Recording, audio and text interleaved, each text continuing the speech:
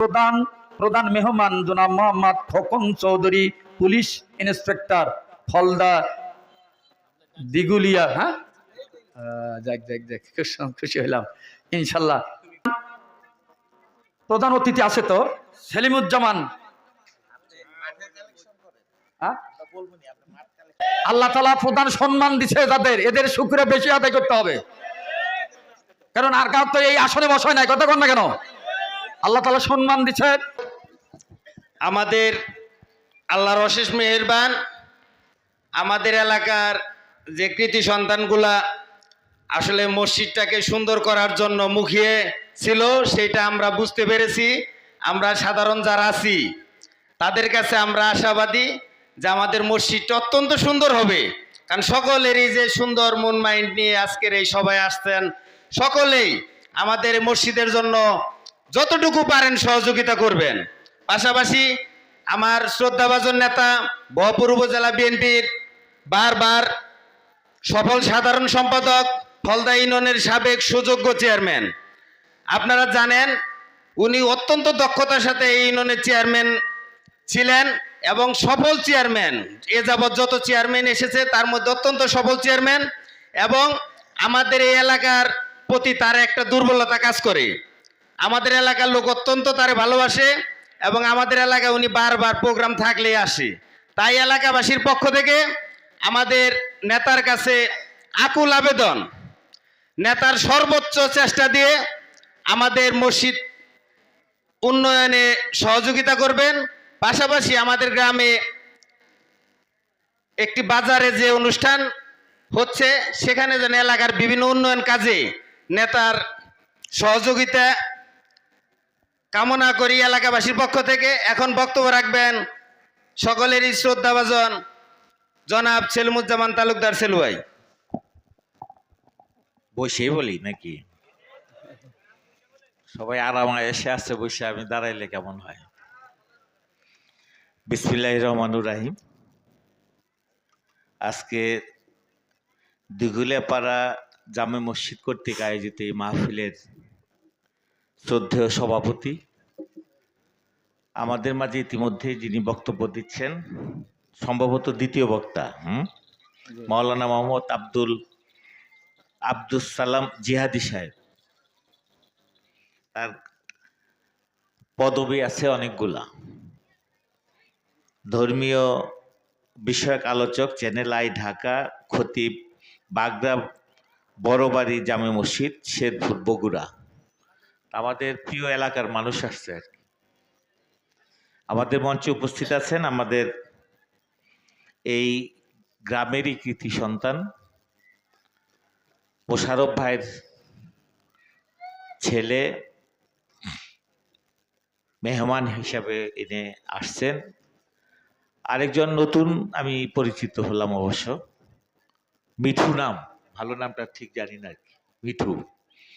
আমাদের রাজনৈতিকভাবে যারা অতিথি আসছেন, এই ইউনিয়নের সভাপতি সম্পাদক, ছাত্রদল, যুবদল এবং বিভিন্ন পর্যায়ের নেতৃবৃন্দ। আমার সঙ্গে অবশ্য একজন মেহমান আসছে, অতিথি না আজকের, আমি অবশ্য খুঁজে পাচ্ছি না।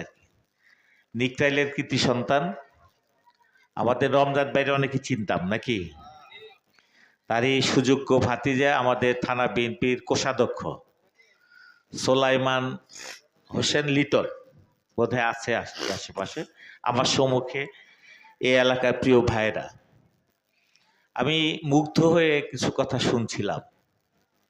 বিশেষ করে আমাদের আজকের মেহমান, প্রধান মেহমান খোকন, আমি এখানে পড়ে দেখলাম আর কি, অনেকগুলো কৃতি সন্তান আছে এই এলাকার।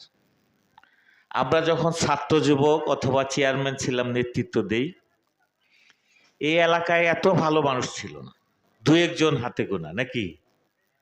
এখন দেখেন কত মানুষ, আমাদের সন্তানেরা কত বড় বড় হয়েছে, দেশ বিদেশ থাকছে তারা। এটি কিন্তু আমার কাছে খুব ভালো লাগলো।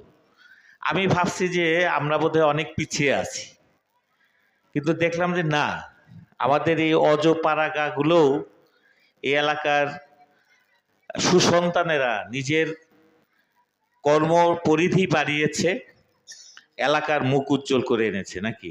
এখানে আমি অনেকগুলো নাম দেখলাম, নাম আমি পড়লাম না। অনেকে কানাডা প্রবাসী, কেউ জার্মান, কেউ কাতার, কেউ বিভিন্ন দপ্তরে ভালো ভালো জায়গায় আছে। মাশাআল্লাহ, এখন সন্তানেরা অনেক দূরে গিয়েছে। একসময় আমাদের দেশের মানুষ ছিল জঞ্জাল, বলতো যে গরিব দেশ, এত মানুষ কেন। কিন্তু মানুষই এখন সম্পদে রূপান্তরিত হয়েছে। আমরা যত মানুষ বেশি হয়েছে, তারা কর্মের কারণে দেশ থেকে দেশান্তরে ছুটে বেড়াচ্ছে। তাহলে মানুষ এখন সম্পদ, তারা নিজেদের পরিবারকে রক্ষা করছে, দেশেও অর্থ যোগান দিচ্ছে। তা আমার খুব ভালো লাগলো যারা এখানে কথা বললেন এবং আমি যাদের অতিথি দেখলাম। এবং খোকন একটি কথা বলছে খুব গুরুত্বপূর্ণ, যে আশেপাশে অনেক মসজিদে সভা হয়েছে, এগুলি আসলে কালেকশন সবাই আমাদের বয়ান করে হুজুররা শুনি বটে, কিন্তু একটি বড় টার্গেট হলো যে কোন মসজিদ বা মাদ্রাসায় আমরা কি পরিমাণ কালেকশন করতে পারলাম, সেটা একটা বিষয়। কিন্তু একটি রাজনৈতিক বিষয় এখানে আমার কাছে, আমরা আসছি কিন্তু রাজনৈতিকভাবে নাকি অন্য কিছু ভাবে, কারণ আমি প্রধান অতিথি হওয়ার যোগ্য নই। দেখেন আমাদের ছেলেরা আর কি কত কত দান করলো, তাহলে প্রধান অতিথি ওদের করা উচিত না নাকি? আমাকে করা হয়েছে স্রেফ রাজনৈতিক কারণ, যে একটি পদ পেয়েছি আপনাদের সন্তান হিসাবে, সাবেক চেয়ারম্যান ছিলাম, এই ইউনিয়নের সন্তান হিসাবে থানা বিএনপিকে লিড দিচ্ছি। এ কারণে আপনারা আমাকে সম্মান দিয়েছেন, আমি সম্মানিত হয়েছি, আমি কৃতজ্ঞ আপনাদের কাছে। সেই সঙ্গে খোকনে যে কষ্টটা হয়তো করে নাই কেন তা জানি না, আমি রাজনীতির গন্ধ খুঁজছি, কারণ ওই বাড়িটা তো রাজনৈতিক বাড়ি নাকি। ওর বাবা কি ছিল? আমাদের অভিভাবক ছিল, আমার খুব কাছের মানুষ ছিল, এবং মৃত্যুর আগ পর্যন্ত সে জাতীয়তাবাদী দলের একজন সৈনিক ছিলেন। সেই কারণে ওই বাড়িতে অন্যান্য দল থাকলেও, এই যে পুলিশ বাহিনীর কত কষ্ট, অন্যান্য লোক থাকলেও হয়তোবা এই কারণে কিছুটা ওই মসজিদটা অবহেলিত থাকতেও পারে, আমি জানি না, আমি সেদিকে যাব না। আমি শুধু আপনাদের সম্মুখে কয়েকটি কথা নিবেদন করতে চাই। আমাদের প্রিয় নেতা আব্দুস সালাম পিন্টু, উপমন্ত্রী, চিনি না আমরা, দীর্ঘ 17 বৎসর তাকে একটি মিথ্যা মামলায় কারাগারে রেখে পতিত সরকার, স্বৈর সরকার নামে যিনি ইতিমধ্যে অভিহিত হয়েছেন, অথবা পলায়নকৃত সরকারের নেত্রী, তাকে কারাগারে রেখেছিল এবং তার ফাঁসির আদেশ দিয়েছিল। আমরা বহুবার বলেছি যে আব্দুস সালাম পিন্টুর মতো লোক এই কাজে জড়িত নয়। আমরা বিগত সরকারের কাছে বহুবার তার মুক্তি চেয়েছি, কিন্তু মুক্তি দেয় নাই। তাকে প্রকারান্তরে কি করা হয়েছে আপনারা নিশ্চয়ই তার ভিডিও বার্তা পেয়েছেন। মুক্ত হওয়ার পরে তিনি কিছু কথা জনগণের উদ্দেশ্যে বলছে, সাংবাদিক সম্মেলনেও তিনি বলছে। আপনারা সেই ভিডিও ট্যাপ এবং ফেসবুকে দেখেছেন কিনা আমি জানি না। তিনি বলেছেন যে তাকে অন্যায়ভাবে বানোয়াট কথা বলার জন্য ইলেকট্রিক শর্ট দেওয়া হয়েছে। একবার নয়, দুইবার নয়, কয়েকবার শক দেওয়া হয়েছে। তিনি অজ্ঞান হয়েছেন, আবার তাকে জ্ঞান ফিরিয়ে এনে আবার শক দেওয়া হয়েছে। এক পর্যায়ে তাকে একটি ইলেকট্রিক চেয়ারে বসে ঘোরানো হয়েছে এবং সর্বশেষ তিনি অজ্ঞান হয়ে পড়ে যখন, তাকে বারান্দায় ফেলে রাখা হয়েছিল মৃত ব্যক্তি হিসেবে। আল্লাহ পাক চাইলে কি, আল্লাহ যদি বাঁচায়, দুনিয়ার কারো সাধ্য আছে বারবার? কারো সাধ্য নাই।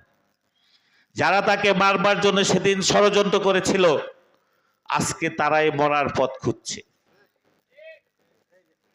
আজকে আপনাদের নিশ্চয়ই মনে আছে, আমার একটু রাজনৈতিক কথা হচ্ছে, রাজনীতি করি তো, আপনারা কি কষ্ট পাচ্ছেন? আপনাদের নিশ্চয়ই মনে আছে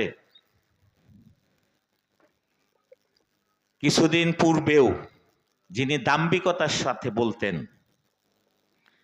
যে আমি পালাবো না, আমি শেখের বেটি। শেখের বেটি পালায় না নাকি? পালাইছে কি? পালাইছে। তিনি দাম্ভিকতার সাথে বলেছিলেন 80 বৎসরের বেশি হয়ে গেছে, চিকিৎসার জন্য তার বিদেশ যেতে হবে কেন? লন্ডনে যায় বলে নাই? আজকে তিনি কোথায় যাবেন? তিনি কিন্তু ঠিকই বেঁচে আছেন। এই সরকার তাকে মুক্ত করেছেন। তিনি ইনশাল্লাহ আগামীকাল রাত 7টায় কিন্তু চিকিৎসার জন্য বাইরে যাবে। কিন্তু শেখ হাসিনা কিন্তু দেয়নি। তার সবগুলো মামলা মিথ্যা আজকে প্রমাণ হচ্ছে। সেই কারণে বলতে চাই, আজকে এরকম একটি আসরে আমাদের প্রিয় একজন ওয়াইজিন ছিলেন, যাকে সারা জীবন আজীবন তাকে জেল দিয়েছিলেন, এবং কিছুদিন আগে একটি ভিডিও বার্তা দেখলাম দেলোয়ার হোসেন সাইদিকে মারা হয়েছে। কারাগার থেকে মারার উদ্দেশ্যেই তাকে হাসপাতালে নেওয়া হয়েছে।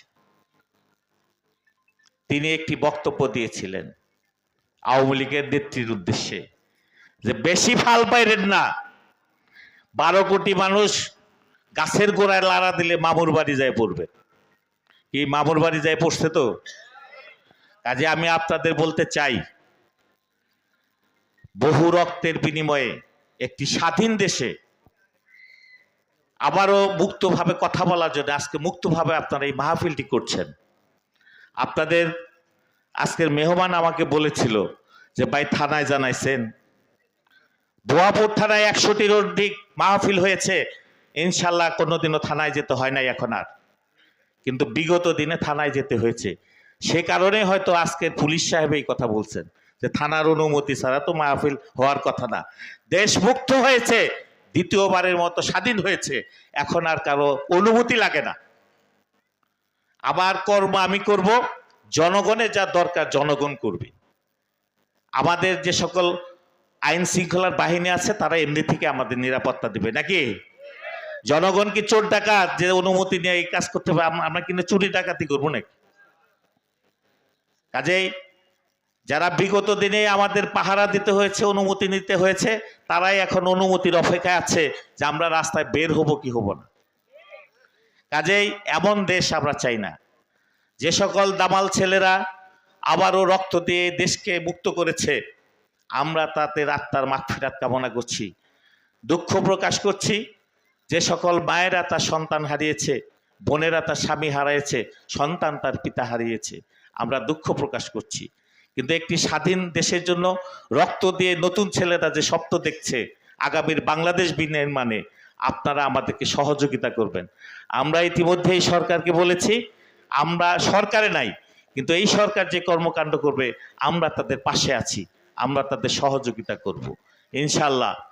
আপনারা যদি ঐক্যবদ্ধ থাকেন, আগামীতে নির্বাচনে বিএনপি যদি ক্ষমতায় আসে, আপনারা যদি সেই সহযোগিতা দেন ঐক্যবদ্ধ থেকে, আমাদের হারিয়ে যাওয়া না পাওয়ার যে কষ্ট আমরা ইনশাল্লাহ আগামীতে পুষিয়ে নেওয়ার চেষ্টা করব। আমি এখানে হুজুর আমাকে বারবার উৎসাহ যোগানোর জন্য কিছু কথা বলতে বলছিলেন যে কি দিবেন, একটু বড় সড়ো প্রধান অতিথি বলে বড় বোঝায় না। আসলে আমি ভাই অত বড় না। আমি একজন নগণ্য 17 বৎসর যাবৎ বিরোধী অবস্থানে আছি। একবার চেয়ারম্যান ছিলাম, 3 বার কন্টেস্ট করছি। আমি তো জমিদার না, পাশের বাড়ির ছেলে নাকি, এই বিল পার হলেই আমার বাড়ি। আপনারা সবই জানেন। 3 বার ঢেরা দিতে দিতে আর আমার কিছু নাই, যা ছিল বাপের শেষ করছি। আর যেটুকু আছে এটুকু আপনাদের দোয়া এবং আমার কর্ম আছে। বলতে রাজনীতি করি, কর্মী হিসাবে কাজ করছি, এখন একটু অবস্থানে আসছি, এর বাইরে কোনো অবস্থান নাই। তবে আপনারা যদি পাশে থাকেন, আমি যেহেতু আপনাদের সন্তান, থানা বিএনপির একটি বড় দায়িত্বে আছি। ক্ষমতায় দল আসার আগ পর্যন্ত যদি আমাদের এই অবস্থান থাকে, দেশে যদি সরকার কোনো কাজ করে, ইনশাল্লাহ সেই উন্নয়ন কর্মকাণ্ডের তো আমিও একজন থাকবো অংশীদার হিসাবে।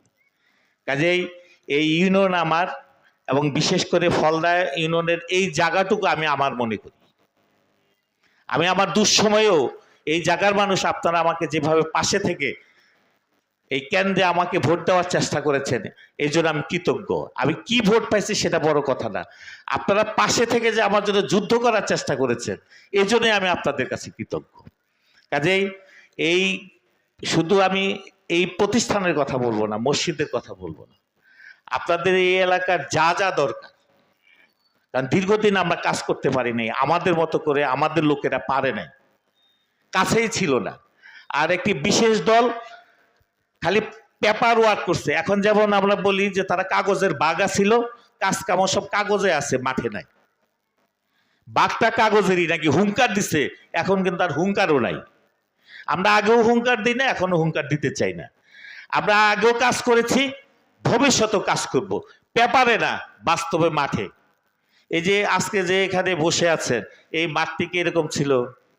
আমি যখন চেয়ারম্যান তখনই বোধহয় মাটি পড়ছিল, আমার জানা মতে আর কি।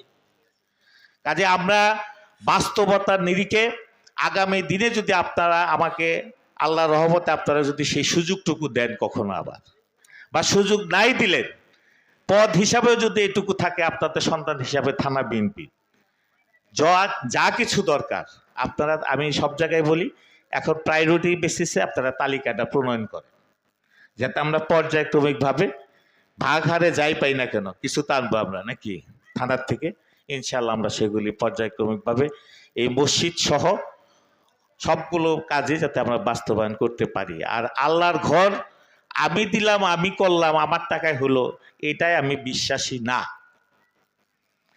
এটা আমার আপনার অর্থ না রে ভাই, যিনি দিবার তিনি দিবেন, আমরা শুধু বলছি মাত্র নাকি। হুজুররাই তো বয়ান করে যে সবকিছুর মালিক কে, তাহলে আমি টাকা দেবো কেমনে ভাই? আল্লাহই দিবেন।